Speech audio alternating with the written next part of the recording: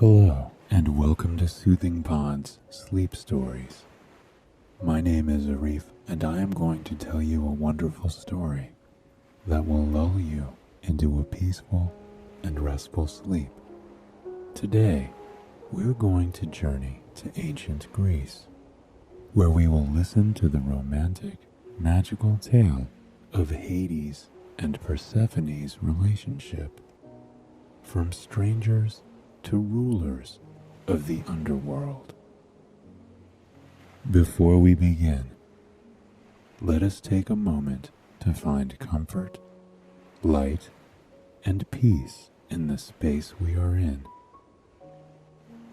Close your eyes and turn your focus inward for a moment. Do you feel any tension in your body? Are any of your muscles tight or rigid? Take the time to acknowledge this tension and set it free. Breathe in for 1, 2, 3, 4, 5. Hold that breath. As you exhale, feel the tension melt away from your body. Relish in the instant relief and connection you have with yourself as you feel your muscles relax on the soft mattress underneath you. With every breath you take in, imagine a soft, warm light entering your body. Feel the warmth of your breath travel through your body ever so slowly. As it inches through you, imagine it like a thick, warm paint, coating every nerve, every muscle, every cell in a soothing balm. Take one more breath in for 1, 2, 3, 4, 5. Hold that breath. As you begin to exhale now, feel the remnants of the day leaving your body until you are left with just this moment, here and now. Now that you have found comfort in the space you are in, let us begin. Long ago, in ancient Greece, the gods were all powerful. They ruled over a land of magic and of beauty. Rolling hills ripe with olive trees stretched to the sea. Fields of barley and wheat swayed in the ever-present salty breeze. It was here that Demeter caught the eye of Zeus, the ruler of all the gods. Demeter was the goddess of the harvest and of agriculture. Her very existence allowed for the farmers to grow the freshest crops and for all the gods to enjoy the bounty of the land. Their love affair consisted of days traipsing through flower fields, eating the fresh peaches that grew on the beautiful land. They would lay in the soft grass for hours, speaking of the other gods, of the people and land they ruled over, even of their hopes for the future. Soon Demeter found herself pregnant. Zeus began to visit less and less, and this left Demeter with a hole in her heart and a distrust for the gods of the world. In late summer, laying in a farmer's field, she gave birth to a daughter. As she looked upon her beautiful baby girl, she felt the warmth of love overwhelm her. In that moment, she knew she would do whatever she could to protect her daughter from the greed of the other gods. Persephone grew up playing sunrise to sunset in the fields of Greece. She rolled in the sweet grass, climbed tall oak trees, and lounged in the warm sun. During the hot days of summer, she often found herself dozing off as the gentle, fragrant breeze caressed her face. Through her connection with nature and her relationship with her mother, Persephone became one of the most kind-hearted girls in all of Greece. Daily, she would play with the forest nymphs and help them solve their problems. She would clean the land with them, till the land with them, and sit by them in the long hours of the night, tending to a fire and helping them care for their young. Persephone was even loved by the local farmers. Though her mother tried to keep her away, she often found herself helping the fathers tend to their fields of crop and their animals. Demeter loved her daughter dearly. She loved her daughter so much, in fact, that she greatly feared her daughter ever leaving home. She often worried about any of the other gods falling in love with her daughter and taking her away. Because of this, Demeter kept her daughter sheltered from the world. Persephone never spoke to the other gods, even as she grew into an adult. Persephone loved her mother dearly, but she knew she was missing something in the world. She longed to see new places, to feel emotions she had never felt before. Little did she know, beneath her feet, there was someone who had those exact same feelings. Deep in the ground, the god of the underworld, Hades, longed for love and friendship. He had been banished from Olympus, where the other gods spent most of their time. As years passed, Hades grew increasingly lonely.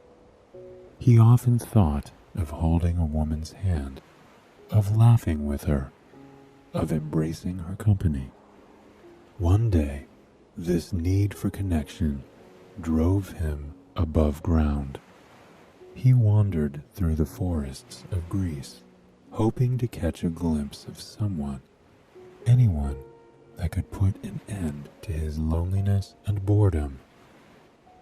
As he came into a beautiful olive grove, he heard a beautiful singing. In the center of the grove, Persephone danced and sang with the forest nymphs. She swayed and smiled in the sunshine, and each time she did, Hades felt a strong emotion wash over him, an emotion he had never felt before. He watched Persephone from the depths of the forest. Almost every day he would return and watch her. He was utterly entranced by the grace of her movements. Every time she laughed, she got a marvelous twinkle in her eye, and Hades felt his heart skip a beat in his chest. When she skipped and danced with the nymphs, there was nothing Hades could do to wipe the smile from his face. As the days passed and Hades' affection for the woman grew, he knew he couldn't wait any longer. He wanted to approach the beautiful woman. He wanted to get to know her. But that very day, Demeter arrived in the olive grove to bring her daughter home. Hades realized at once that the girl he was entranced by, the girl he was mystified by, was none other than Persephone. Even Hades knew getting close to Persephone would be impossible. Demeter protected her daughter with all she had, and there was no way she would let her daughter marry the god of the underworld. Hades returned to the underworld and tried to continue his daily routine. He walked through the red, mountainous caverns of the underworld alone, his thoughts constantly drifting back to Persephone, singing and dancing in the sunlight. As days passed, Hades realized his feelings for Persephone were not diminishing. He could think only of her long braided hair. The music playing in his head was none other than Persephone's singing, echoing off the lush forest trees. He couldn't live without her by his side, desperate to be close to her yet again. Hades traveled to visit with Zeus. "I have fallen in love with your daughter, Zeus. I long to have her hand in marriage. I long to have her rule the underworld by my side," Hades told him, his voice overwhelmed with emotion. Zeus thought over this decision for a long moment. Though he rarely saw his daughter, he knew her to be the most kind, the most tender out of all of his children. Hades was a wealthy god, a god of immense power, and he seemed to be a safe fit for his beloved Persephone. "You may marry Persephone, but I must warn you, Hades. Her mother will not let her go willingly," Zeus replied, smiling at the lovesick Hades. Hades understood that bringing Persephone to his home would be a challenge, so he returned to the underworld to ready his things.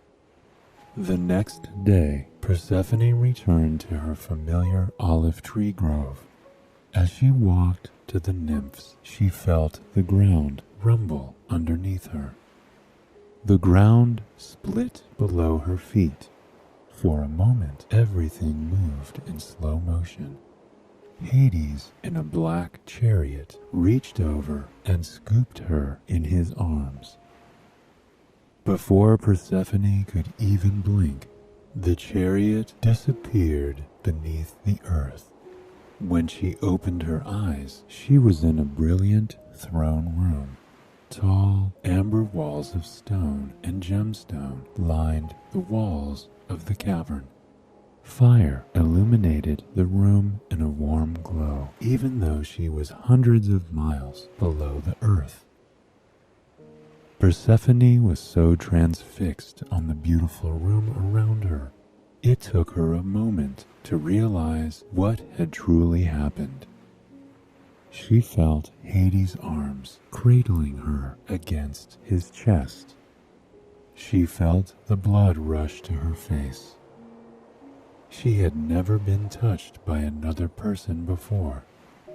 Hades helped her to her feet in the center of the throne room.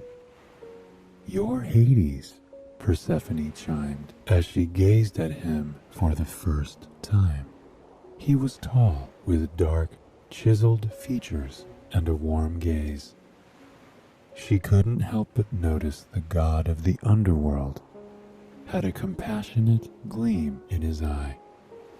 "You're Persephone," Hades responded in an earthy, deep voice. Persephone asked Hades why he had spirited her away from her home. Hades apologized to her, a heaviness weighing in his voice. "I wanted to have your hand in marriage, Persephone. I admire your kindness, your tenderness, your beauty. I knew your mother would never allow us to be together," Hades replied to Persephone. For the first time since she arrived, Persephone thought of her mother. She dreamt of the land up above, of the kind gaze of her mother, of the world she was leaving behind by simply being down here, and it brought her great sorrow. Sensing her sorrow, Hades showed Persephone to the bath. He ran the hot water for her, filling the basin with wildflowers from around the world. He brought her the finest silks, the finest towels, and the finest musicians in the world. Hades left Persephone to think over her situation. As she sat in the hot, steaming water, she felt her tension melting away. She had never lived in luxury like this. Though Hades had spirited her away, he was showing her a type of kindness she never expected. Though, deep down, she knew her mother was above, on the surface, searching for her. Once she finished her bath, Persephone returned to the throne room. In the center of the room sat Hades' throne. Besides that, there was a brand new throne. The throne was made of a beautiful silver that glistened in the flames. The entire throne was covered in beautiful, intricate carvings of vines, flowers, and trees, all reminiscent of the world Persephone had come from. Hades told Persephone the throne was hers. He didn't want Persephone as a servant, as a mother, as a caretaker, like the other gods wanted. He wanted her as an equal, a partner that would rule the underworld by his side and join him in his joys, his sorrows, and his laughter. Persephone felt her whole body relax as a warm comfort washed over her. Hades offered his hand to her. She placed her soft hand in his. Just his touch alone made her feel safe and important. Led by Hades' hand and encouraging gaze, Persephone took a seat on the throne beside Hades. At first, she hadn't been certain about him, but there was a kindness in his eyes, an overwhelming compassion she couldn't ignore. She felt for the first time as if someone was seeing her, truly seeing her as she was. Her mother had only coddled her and longed for her protection. It was as though her whole life she was her mother's doll to protect and care for. Persephone's days in the underworld slowly became magical. She spent her hours by Hades' side, discussing life above ground and the life of the gods. Every time Hades spoke, she felt as though there was a light glowing inside of her. The two often found themselves walking the grounds hand in hand. All hours of the day and night, they basked in the company of one another. The loneliness Hades had felt melted away every time he looked at Persephone. She had slowly become the long, sought-after light in his life. Around her, he truly felt like himself for the first time in centuries. As time passed, Persephone learned the way of the underworld. Hades was not a cruel, unjust leader of the dead. He treated the souls in his care with kindness. However, Persephone didn't like the darkness and labor that many of the souls had to take part in. Persephone proposed a new land to Hades, a kingdom where those who were just would live in the underworld without harsh labor or punishments. Hades saw how much the idea meant to Persephone. During the night time, Hades worked on creating the land that Persephone had proposed. It slowly grew from a patch of dirt and stone into something that was beyond her wildest imagination. It was a city of sleek gates, bubbling fountains, and stunning stone buildings. He filled the streets with flowers and plants that would remind Persephone of her home. Hades led Persephone to the new land. He covered her eyes with his hands and walked her gently to the center of the city, where he revealed it to her. Persephone looked around in wonder, her eyes rimmed with tears. It's called Elysium, Hades chimed. Beside him, Persephone beamed with wonder as she walked the cobblestone streets and brushed her hands against the flowers. Won't the flowers die without any sunlight? Persephone asked. She leaned down to breathe in the sweet scent of the tulips. Hades placed a gentle hand on her shoulder. Not with you here, he replied, smiling down at her. But there is something else I should show you. Hades took Persephone by the hand. The two walked down a winding path in the underworld. They strolled under dark waterfalls and through rolling fields until they reached a small cobblestone path. At the end of the path, tucked back into the shadows, there was an intricate iron fence. Hades let go of Persephone's hand and urged her forward. Her fingers danced on the handle of the fence. What would be on the other side? With one small flick of her wrist, the gate opened, revealing a paradise she had no idea existed. She found herself in the greenest garden she had ever encountered.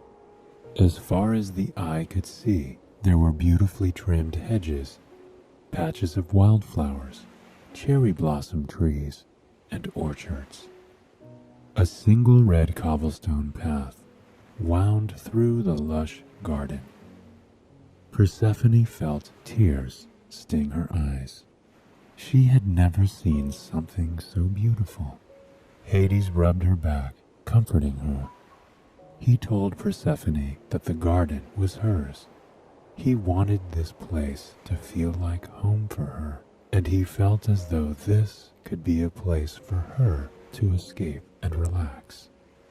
Persephone turned to Hades and wrapped her arms around him.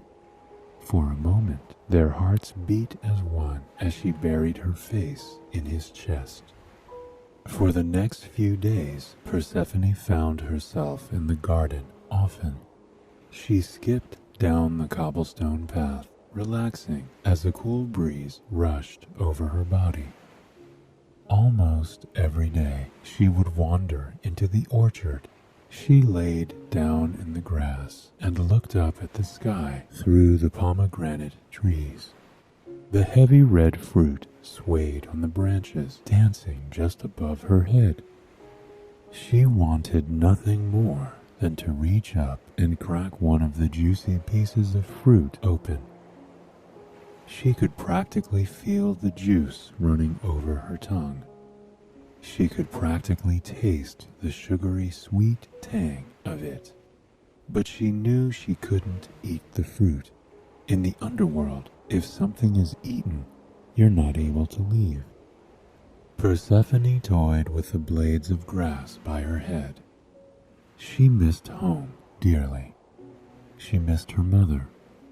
But she had so much more freedom here. When she thought of Hades, she found herself smiling. His kindness and respect towards her were enough to make her stay. One day, the gardener discovered her laying in the grass. He kindly offered Persephone a pomegranate and placed it in her hand. She could feel the hunger rising within her. She hadn't eaten in weeks and was beginning to feel a bit faint. She split the pomegranate open and placed 6 seeds on her tongue. The sweetness of the seeds overwhelmed her senses in the most wonderful way. When she opened her eyes, there was another god standing before her. Hermes, the messenger god, tapped his foot impatiently as he looked down at her. He told Persephone that her mother knew what had happened to her. Demeter was so overtaken by grief that she had frozen all the land. No crops would grow. Farms across the earth were crumbling, and people were growing hungry.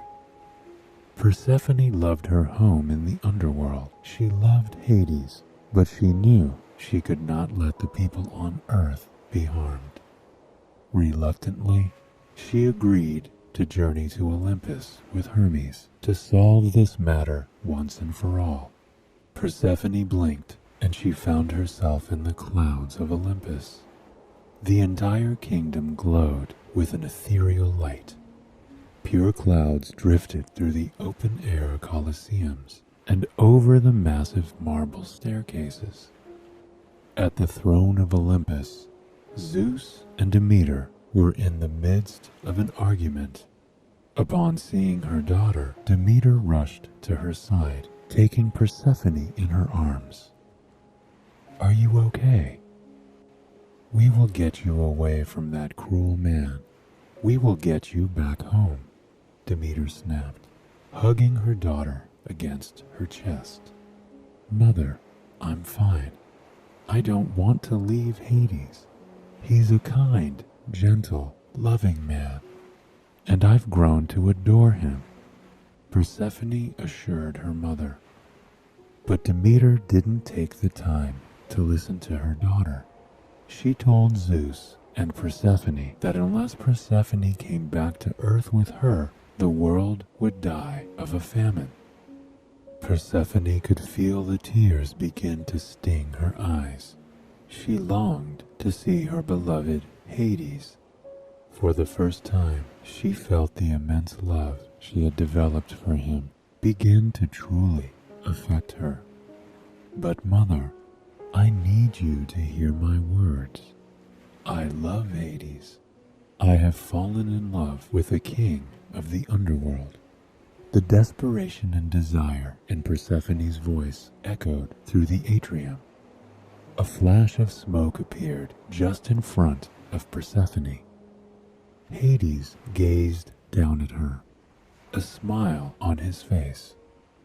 "Demeter, I have fallen in love with your daughter. I've been in love with her since I first laid eyes on her. I will treat her with kindness and dignity and love. She will rule by my side if she so chooses," Hades said. He reached out gently, placing his hand on Persephone's flushed cheek. Demeter disagreed with Hades, repeated that she would destroy the world without her daughter by her side. "But she has to stay in the underworld with me, Demeter. She ate the seeds of a pomegranate," Hades announced as he lifted the pomegranate into the air. Ripples of shock coursed through the room. Zeus asked how many seeds Persephone had eaten. When she told him she had eaten 6, the spark of an idea shone on Zeus's face. "Since Persephone has eaten 6 seeds, it seems fair that she shall spend 6 months of the year in the underworld with her husband, and 6 above with her mother, where she will tend to the earth." Zeus's voice boomed through the room. Persephone sighed with relief. She blinked and was back in the underworld, in the arms of her husband. For the next 6 months, the two spent every moment together. They spoke of their plans for the underworld and for their life together. Persephone truly ruled by his side, making all the decisions that any of the powerful gods would. The two glowed in the love and respect they had for one another. By each other's side, they were whole. As spring crept around the corner, however, Persephone had to prepare for her journey back to Earth. Every spring and summer, she worked the land with her mother on Earth. She would run with the forest nymphs and help the farmers, just as she had as a child. Every time she was above ground, she missed Hades dearly. She had never known you could love a person so deeply, so fully. Every morning, when she walked into the olive grove, there would be a single pomegranate waiting for her, a beautiful gift from her beloved husband. reminding her that his love followed her wherever she went. As the years progressed, the arrangement became a joy for everyone.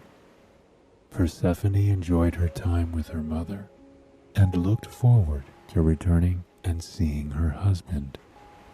Every time she was reunited with Hades, the two would lay in their own garden for hours, discussing the past few months. They would tell stories through the night, curled up in each other's arms, dreaming of all the time ahead of them that would be spent together. I hope you found some comfort and relaxation in this story. If you'd like to hear another story, please feel free to join me again tomorrow night. Until then, sweet dreams.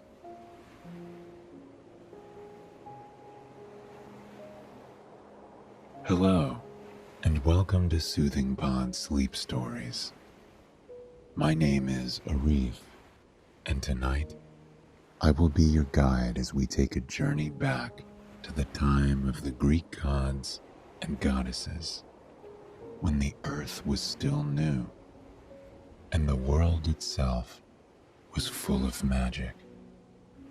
We'll experience a tale of true love in its finest form as we follow the love story of Orpheus and Eurydice, two star-crossed lovers who would, quite literally, go to the underworld and back just to be with one another.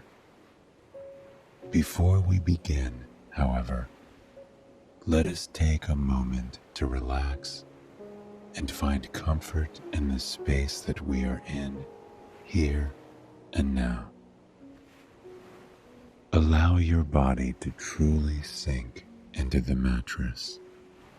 Here and now, you have no obligations. There is nothing for you to do except find a comfortable position and listen to the sound of my voice as I guide you to a night of restful sleep. Though your body may feel rigid now, and your mind may feel as though it is racing without an end in sight, know that these feelings are temporary. And in this moment, as we inch closer and closer to sleep together, you are not alone. Starting at the crown of your head, trail down your body and release the pressure or discomfort you are carrying by tensing and releasing. Tense and release your jaw,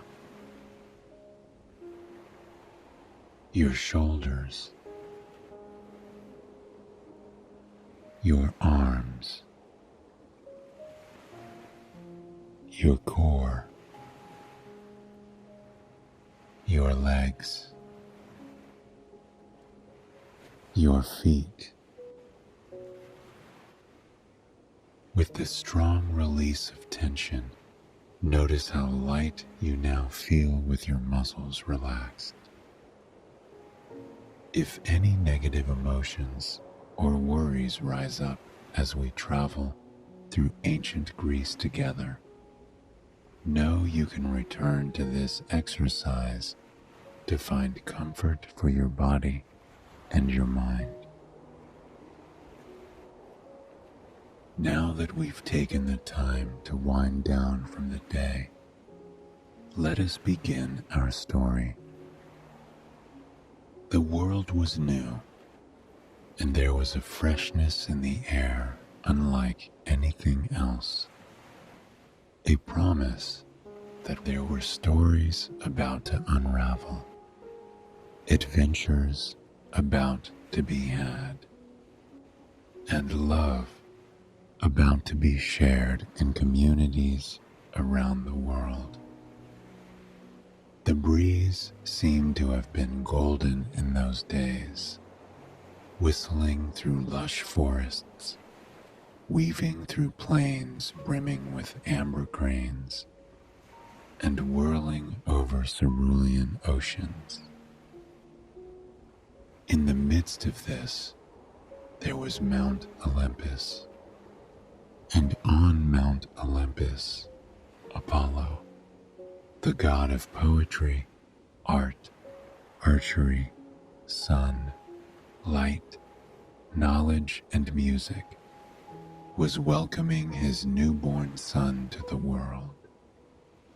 He held his tiny child in his arms, looking over him in utter awe as light streamed in through the marble window and splashed over his son's face, illuminating his dark brown eyes. Apollo was speechless, completely transfixed on the otherworldly reality that he was holding his own son in his arms, a newborn, a person who needed his love, his guidance, his protection. Apollo was a god of immense power, and yet this helpless child was lying in his arms, unaware of his lineage and the promise of his own future. Apollo dubbed his son Orpheus. Orpheus cooed at the name, wrapping his tiny, tiny fingers around his father's outstretched hand. In Orpheus's eyes, Apollo saw the soul of a poet and a musician. And as Orpheus continued to grow, Apollo knew for certain that that was what his son was meant to be. When he could barely even hold his head up, he was searching for things that could make rhythm. He'd grab the nearest object and turn it into an instrument with ease and a smile on his face. Every morning, Apollo would awaken to the sound of his dear son cooing and crying. Though Orpheus's cries were not ones of anguish or sorrow or need, they were beautiful cries, as though he was trying to find a melody in a world he barely knew anything about. Soon, Orpheus was walking and talking. He didn't speak like other children. There was no careless nature about him, no whining, no crying. He spoke as if he were a patient observer of the world. When he was only 4 years old, Apollo bestowed his son with a lyre. All hours of the day, Orpheus could be found meandering through the house and through the gardens, playing sweet melodies on the lyre everywhere he went. People and gods alike would gather around just for a chance to hear the songs of Orpheus. And yet, despite having hundreds of people desperate to hear his music, Orpheus felt alone as he grew into adulthood. He had parents who loved him dearly, several gods and goddesses who admired him, and yet he didn't feel understood. He spent many hours wandering alone, writing poetry in fields of wildflowers, and playing his lyre to his favorite audience, the beautiful wildlife scampering across the forest floor. On one of these trips, it was raining. Orpheus sat down underneath an olive tree to shield himself from the falling droplets. He leaned against the bark, finally feeling the stress of the day melt away from him. Then he began to play. As he played, the world faded away. He could almost see the music flowing from his lyre, changing colors and shapes, and the way it moved as the songs he played shifted. He saw the blue swirls of a sad song, ebbing and flowing through the trees. He saw the orange starbursts of an upbeat melody dance across the forest floor. He saw the reds and pinks of a love song swaying and breathing life into the trees and plants at his feet. When he was finished, he sat there for a moment, soaking in the sounds of the forest as they returned. He was once again reunited with the drip, drip, drip, drip of the rain against the leaves, and the rustle, rustle, rustle, rustle of those same leaves against the cinnamon-speckled bark. He could hear the sound of songbirds flitting overhead and the squirrels and chipmunks scampering underfoot. But then there was a sound he wasn't expecting. The gentle applause of someone.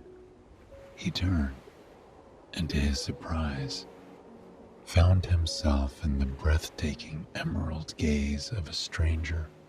She stood before him underneath another olive tree, her hands carefully laced around one of the slender, gnarled branches. She regarded him with admiration, but in a way that Orpheus has never been admired before. This felt honest, true, as if she understood exactly what he had been trying to say with the melodies he was putting out into the world. He crossed into the rain and introduced himself, so drawn to her and warm under her gaze that he didn't even feel the cool raindrops coursing down over his face and arms. She bowed a bit, introducing herself as Eurydice. She was the daughter of a farmer, though farming wasn't what she was drawn to. Orpheus couldn't help but notice the book in her grasp. It was leather-bound, painstakingly made, and it was deliciously worn.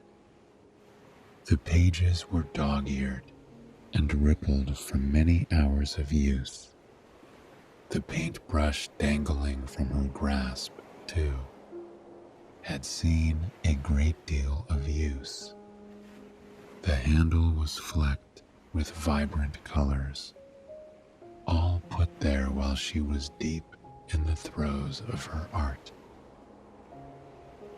Eurydice apologized for listening to Orpheus. She often came to the forest to find inspiration for her paintings, and today she came a little deeper into the woods as she heard Orpheus play. She had never heard such a melody before in her life. Orpheus thanked Eurydice, genuinely appreciative in a way he had never been before. He extended his hand softly, asking if she would allow him to see her art. Eurydice's grip tightened on her book for a mere instant. It was clear she didn't share her art with many people, if any. When she handed the book over to Orpheus, there was a depth in her eyes, a plea that said, "Let me trust you with this." And Eurydice certainly picked the right person. Orpheus opened the first page and felt as though he had been transported into another world. A world seen through Eurydice's eyes. As he flipped through page after page, he felt more and more inspired. The colors were muted, yet vivid. The landscapes were full of whimsy and understated beauty. The people were soft, gentle, raw, real. It was everything Orpheus could ever want in a painting. Only after he looked at every single painting did he look up to Eurydice. She seemed a bit nervous, withdrawn even, waiting for feedback she was never expecting to get on such a private journal. But Orpheus clasped his hands around hers, overcome with joy and admiration. "This is the most beautiful thing I've ever seen," he whispered to her, and he meant it. The rain around them began to pick up, becoming more forceful by the moment. It pounded against the ground, dancing over leaves and plants with incredible speed. Trying not to get drenched, the two inched closer together and sat against the same olive tree to shield themselves. They talked for quite some time before they returned to their arts together. Orpheus asked what Eurydice felt like painting. He was expecting an object, a scene, but instead, Eurydice told him that she felt like painting what it feels like to fall in love. Orpheus began to play that melody, a melody from his heart, encapsulating the wonder and joy that comes as you feel yourself falling for someone, the lack of control, yet complete acceptance, the fear, yet excitement, the potential that this could be a love you feel for the rest of your life. As he played, Eurydice painted beside him. They sat there for a few hours, simply being in their element together. The music flowed like a soundtrack the universe had made for this very moment, and her paint splashed across the page as she painted. It was a scene of pinks, reds, oranges, and greens, natural and wild and breathtaking. When they were both finished, the sun had begun to set on the day. The clouds that had provided them with a reason to be close to one another drifted off over the horizon, and they were left with a brilliant sunset. The sky above was almost as bright as the painting, and they both seemed to symbolize the start of something new for the two people who had been strangers only hours ago. For the next few weeks, Eurydice and Orpheus spent almost all their time together. They met beneath the olive trees every single day and worked on their art in the glow of one another's companionship. They talked about the world, their hopes for the future, their dreams. Every day seemed even sweeter than the last. Finally, as the warm spring days began to transition into hot summer ones, Orpheus realized he could not bear the thought of spending another season, another moment, another second without knowing that Eurydice was going to be by his side. Underneath the olive tree where they met, Orpheus extended his hands, taking Eurydice's paint-stained fingers into his own. He looked deeply into her eyes that had rendered him speechless all those weeks ago, and he told her about the depths of his love for her, how he dreamt of her every night and longed to have her by his side every morning, how he never wanted to play the lyre without her painting next to him, how he never cared to make anyone smile and laugh but her. Tears welled in Eurydice's eyes. She laid her soft hand on Orpheus's cheek and kissed him gently. When they parted and their eyes met once more, it became clear what they had to do. Their wedding took place the next day on Mount Olympus. The gods sent gifts. Apollo was impressed with what a perfect match Eurydice was for his son, and sent his blessings to the happy couple as they began their new life together. And my, what a beautiful life it was. They settled down in a cozy little cabin at the edge of the forest, nestled against a stream. Every morning, Eurydice would awaken before Orpheus.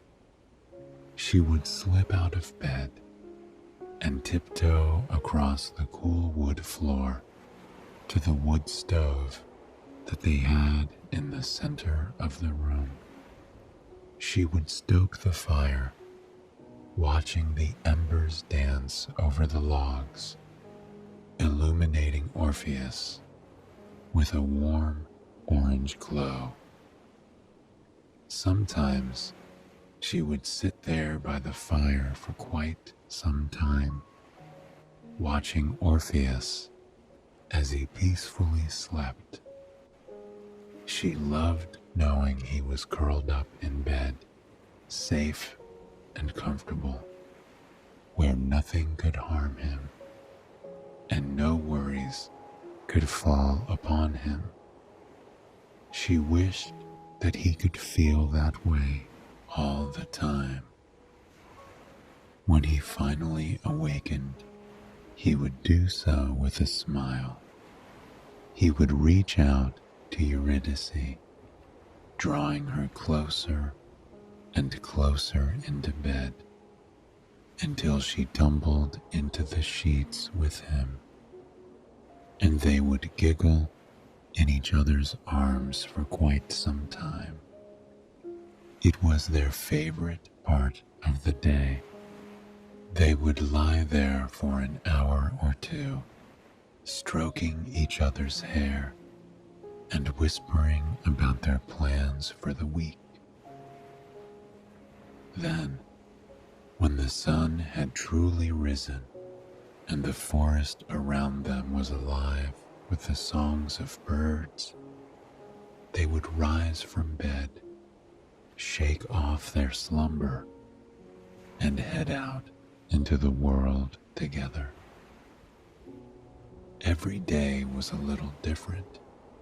Some days they would lie in the meadow, breathing in the scent of the wildflowers as they painted and made music. Other days they would forage for dinner in the forest and then sit down against a tree and work on their art. On warm days, they wouldn't make music or paint at all.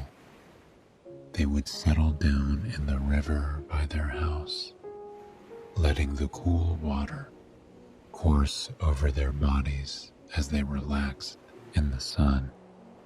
Here, they weren't chipping away at their art, but they were letting inspiration grow all around them. And as more and more days passed like this, they fell more and more in love. They had been two lost people before they met one another. They were alone in the world, desperate for someone who could understand them, desperate for someone who could help them become who they were meant to be. Every night, as they lay down to go to bed, they would hold one another. Eurydice was always the first to drift off to sleep. Orpheus would hold her tight, wondering what she was dreaming about, wondering where her brilliant mind took her, when it could go anywhere in the world. He would watch her lips part slightly as she began to whisper gently in her sleep. One particular night, Eurydice woke up as Orpheus kissed her forehead. She chuckled at his sweetness, asking why he felt the need to do such a thing. Orpheus told her that she was the reason he felt whole now. She was the reason that the world made sense, the reason that he was happy. He could never thank her enough or admire her enough for giving him such a gift. With tears in her eyes, Eurydice kissed Orpheus gently on the lips. She told him that she never imagined she would meet someone that was a perfect match for her, someone that was her other half in every way. Not a day went by where she wasn't grateful for him. The next morning, Orpheus was summoned to visit his father. He bid his beautiful wife farewell for the day, just for a few hours, and encouraged her to go and enjoy her day until he returned. Eurydice waved to her beloved husband until he was out of sight, and then she set out to spend her day in the forest, as she always did. However, that day, she decided to go a different route. She meandered through a stunning, magical stretch of forest, one she hadn't visited since she was a small child. The forest was teeming with ferns and moss, a forest that was truly alive in every sense of the word. She meandered down, down, down, down the rocky path until she encountered a small pond in the center of the forest. It was ethereal. Leaves and flowers floated on the glassy, crystal blue water. Vibrant lily pads peppered the surface, each one seemingly brighter than the last.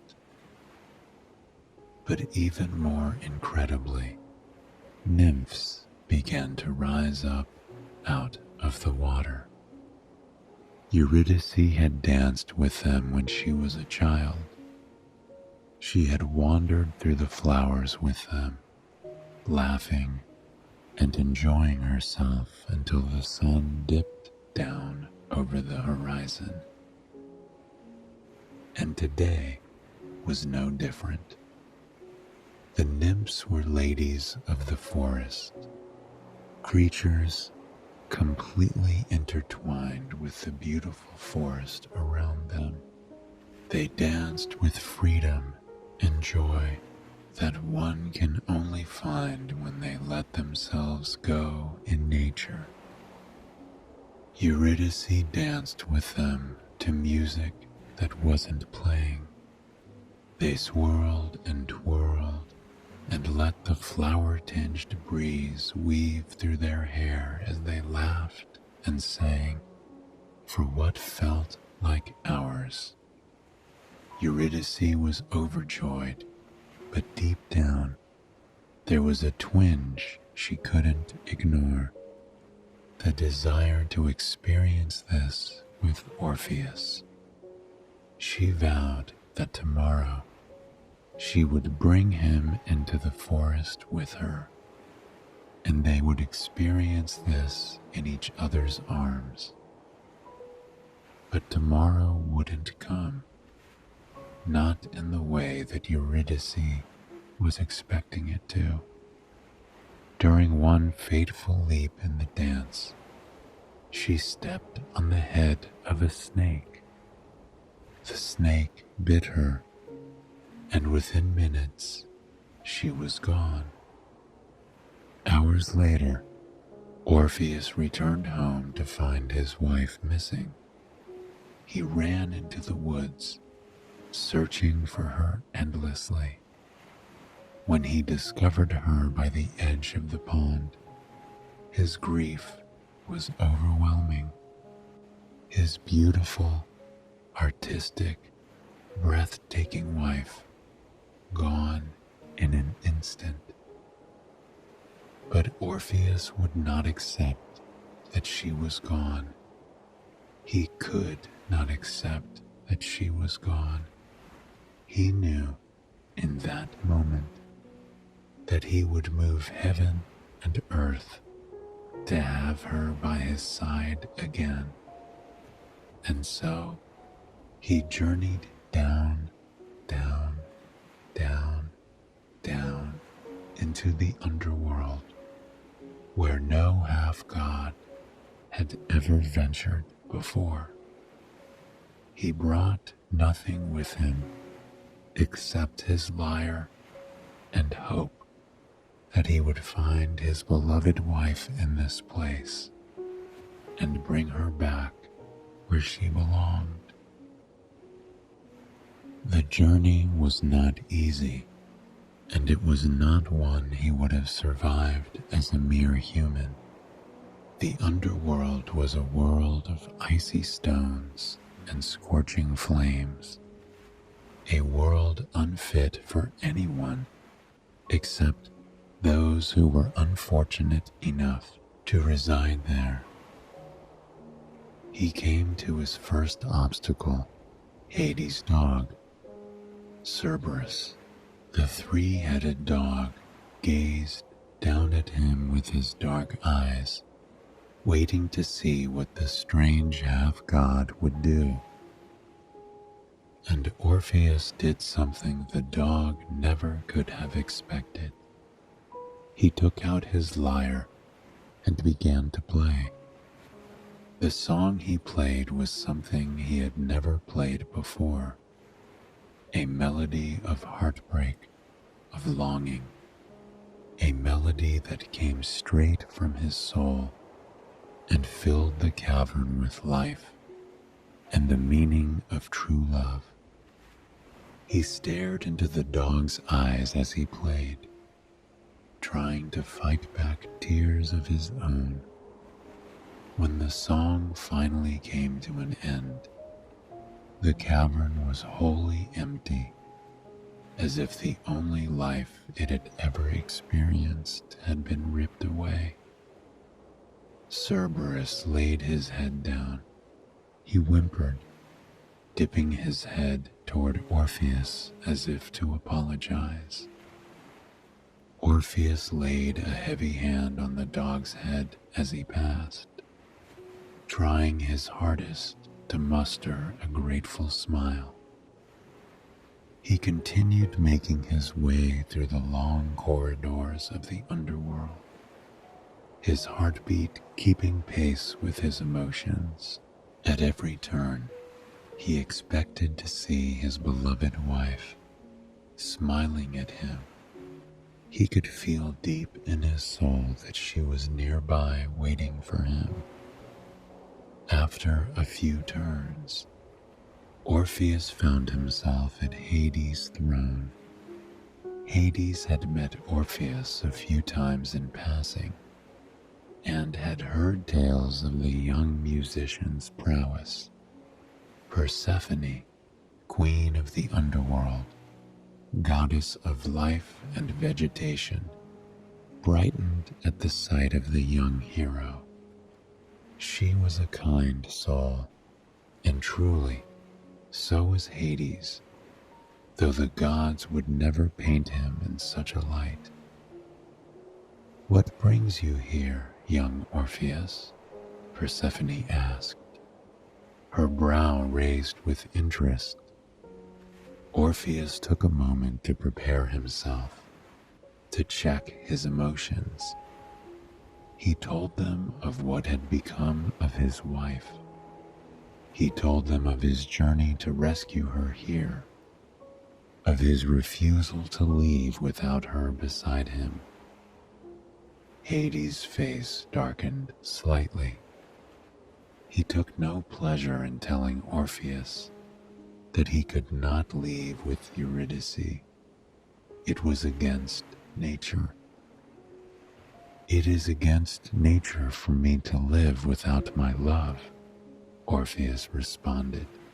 The sympathetic look on the king and queen's faces told Orpheus that he could leave here with his wife, regardless of what they told him. He did what he did best. He pulled out his lyre. He was not aware of what his fingers were doing when he played this time. He had never heard such a melody drift from the strings of his lyre before.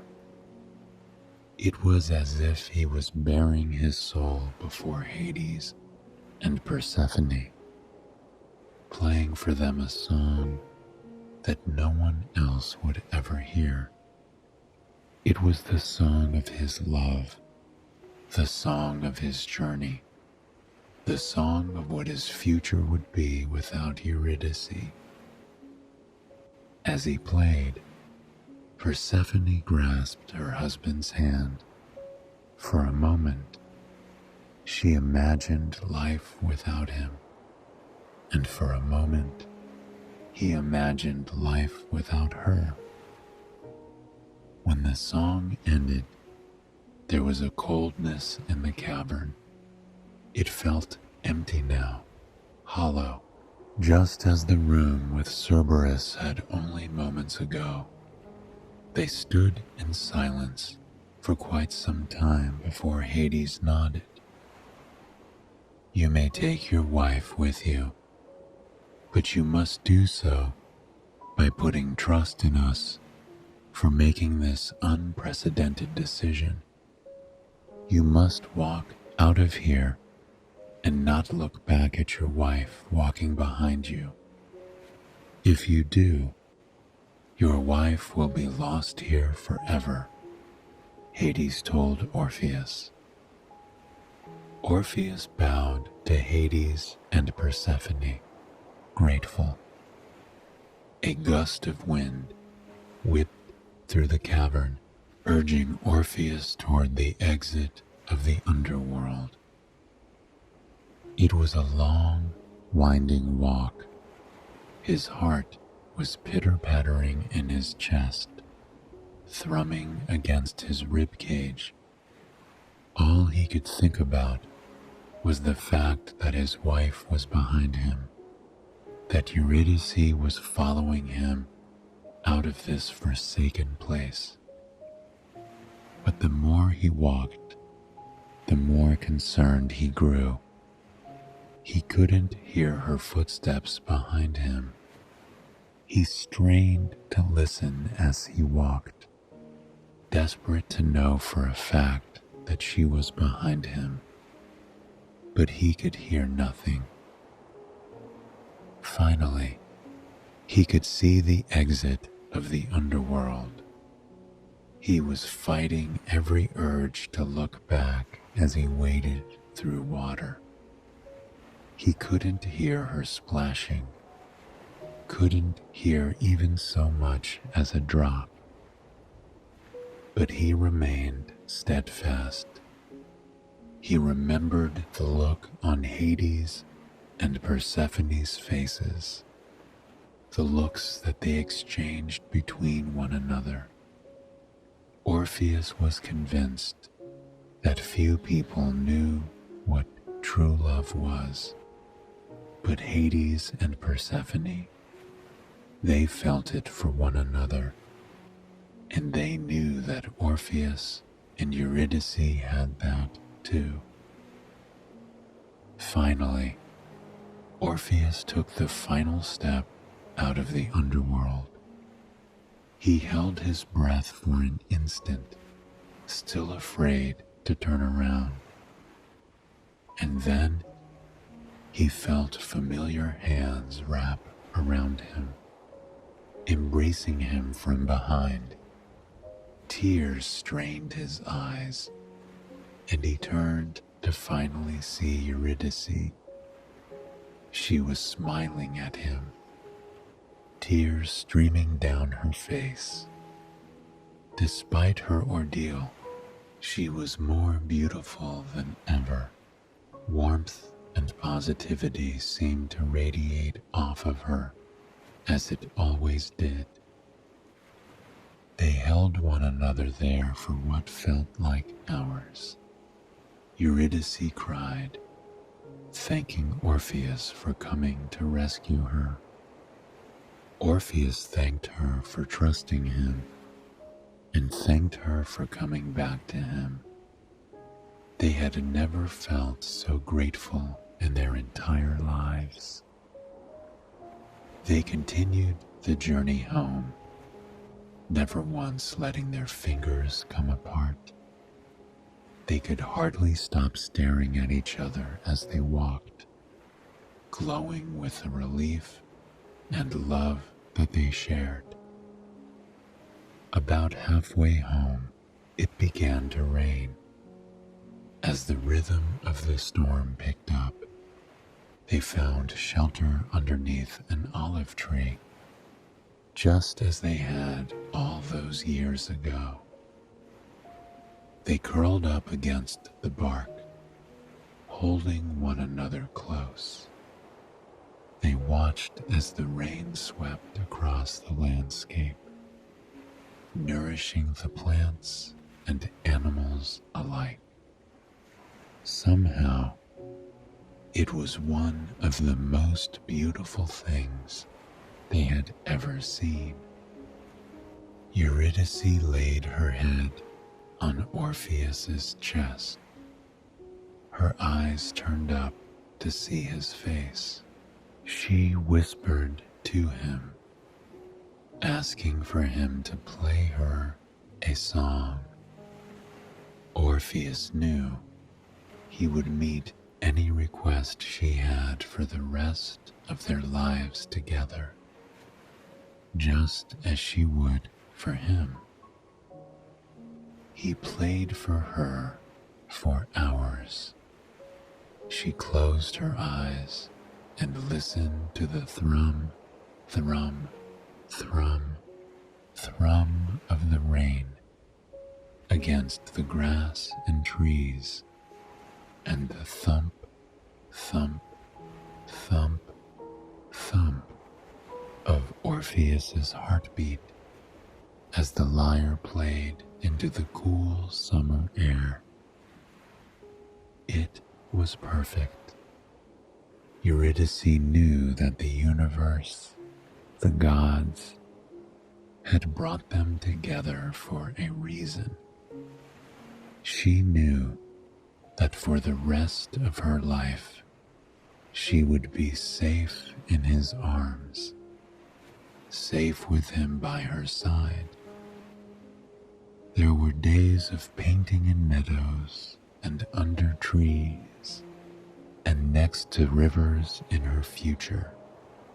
But most importantly, every day was going to be spent with Orpheus, the man who would do anything for her.